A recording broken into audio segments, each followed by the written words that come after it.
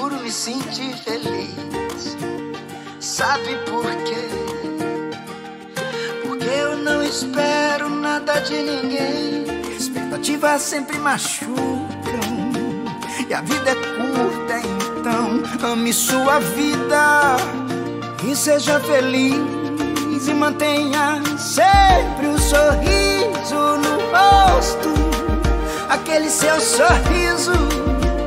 Viva a vida pra você. E antes de falar, escute. Antes de escrever, pense.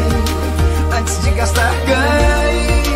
Antes de orar, perdoe. Antes de matar, sinta.